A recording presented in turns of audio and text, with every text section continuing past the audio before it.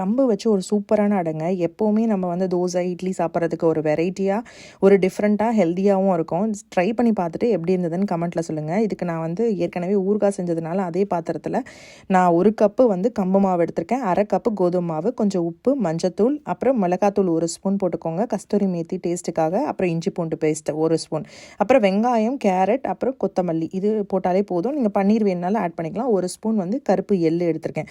இது கூட தண்ணி போட்டு நம்ம நார்மல் சப்பாத்தி மாவு இதில் பிசைஞ்சிட்டு நீங்கள் உங்களோட பட்டர் ஷீட் இருந்ததுன்னா அதுலேயே வச்சு தட்டிக்கலாம். இல்லை வாழை இலை இருந்ததுன்னா அதுலேயும் லைட்டாக கையில் எண்ணெய் தடவி நம்ம தட்டினோம்னா இந்த மாதிரி நல்லா மெலிசாக தட்டிடுவோம்.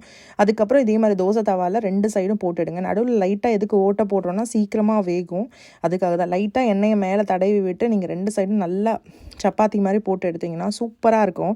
இந்த வீடியோ உங்களுக்கு பிடிச்சிருந்தா உங்கள் ஃப்ரெண்ட்ஸ் அண்ட் ஃபேமிலிஸ்க்கு ஷேர் பண்ணுங்கள். அதே நேரத்தில் சப்ஸ்கிரைப் பண்ணிக்க மறந்துடாதீங்க. இதுக்கு தயிர் ஊறுகாய் எது தொட்டு சாப்பிட்டாலும் சூப்பராக இருக்கும். நெக்ஸ்ட் வீடியோவில் பார்க்கலாம். பாய்.